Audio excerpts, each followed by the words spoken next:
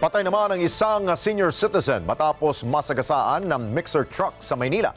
Katwiran ng tsuper, hindi umano niya napansin ang tumatawid na lolo dahil wala namang pedestrian lane sa lugar. Si Jim Tejano sa balita.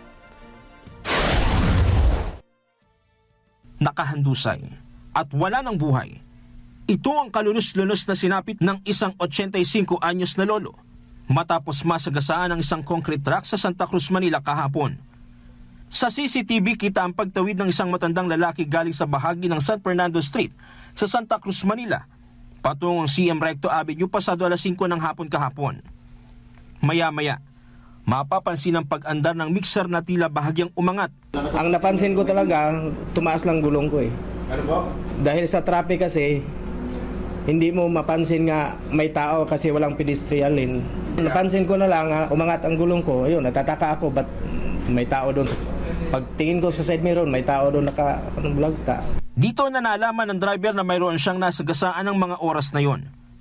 Ang matandang tumawid mula sa southbound patungong northbound ay siya palang pumailalim sa nasabing truck. Traffic po noong time na yon sa according sa CCTV from moderate to heavy situation. So nakahinto po yung mga sasakyan natin at yung mixer truck. Ngayon po, kita rin po rin sa CCTV na pinagbigyan ni mixer truck yung tricycle. Nung time na yun, sakto naman po na papatawid po yung biktima natin. So, nasa blind spot po si Mr. Donato ang nung pangyaring yun.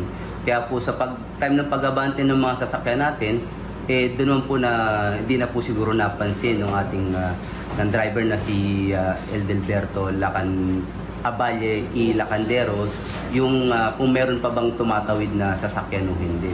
So, hindi niya siguro po napansin. Kinilala ang biktima na si Donato Ang, na taga Binondo, Manila.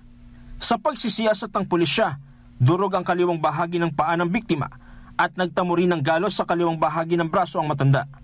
Sa ngayon, hawak na ng Manila District Enforcement Unit ang suspect at nahaharap sa kasong reckless imprudence resulting in homicide.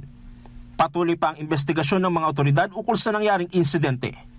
Jim Tejano, para sa mata ng Agila. Matatag, matapang, matapat. Maraming salamat sa inyo pong pagsubaybay sa Mata ng Agila Primetime. Para malaman ang matatag, matapang at matapat na mga balita, i-follow lamang at mag-subscribe sa @Net25 TV.